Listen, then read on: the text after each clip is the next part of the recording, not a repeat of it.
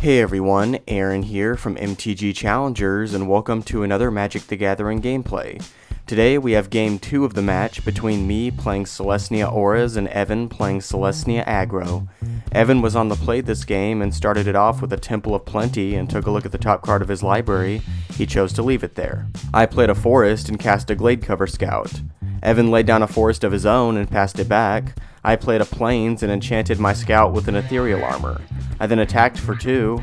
Evan cast an Unravel the Aether in response, forcing me to shuffle the armor back into my library. He still took 1, going to 19. Evan played a Plains on his next turn and cast a Bramaz, King of Ereskos.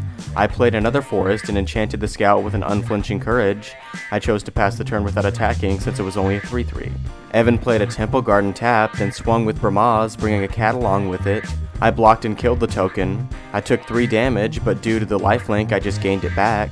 I played a Temple of Plenty of my own and scryed away the top card of my library. I then passed the turn.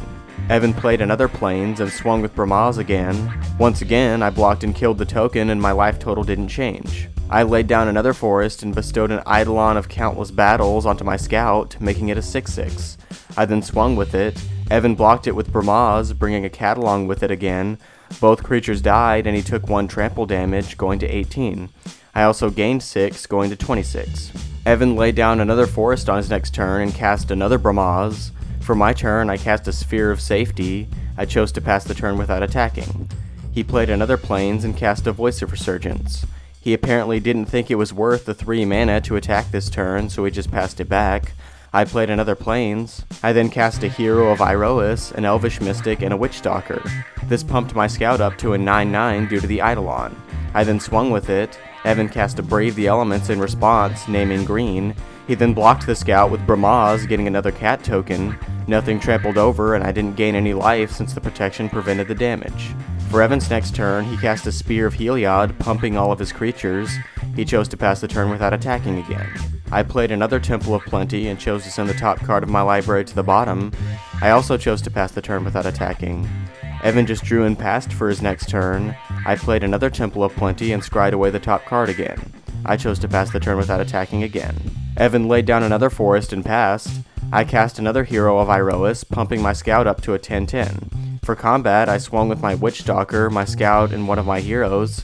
Evan cast an Advent of the Worm in response, getting a 5/5 worm token with trample. It entered as a 6/6 due to the Spear. He then double blocked my Scout with the Worm and Brimaz.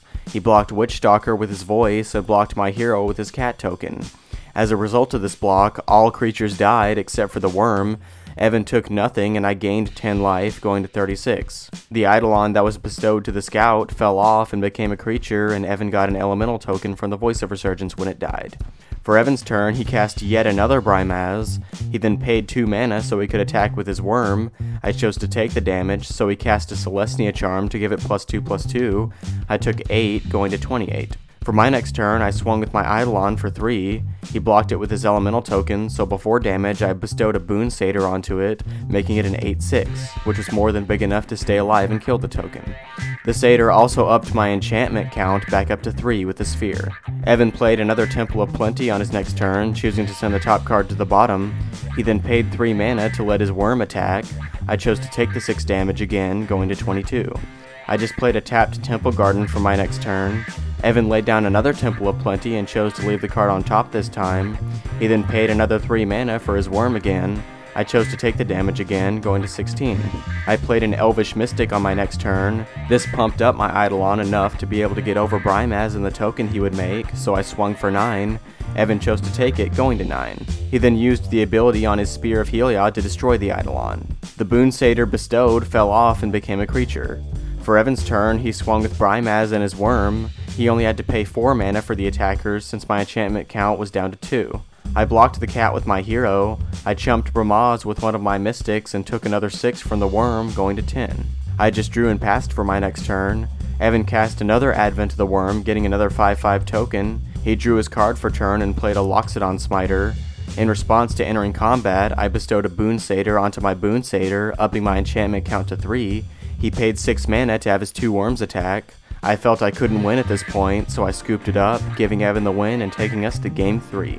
So that's it for this gameplay. Be sure to check out our others. If you'd like the exact lists to these decks, check the description box for links to the respective deck techs. Also be sure to like our Facebook page for behind the scenes information regarding upcoming decks, matchups, and other projects. Thanks for visiting, and if you like what you see, subscribe for more Magic the Gathering content.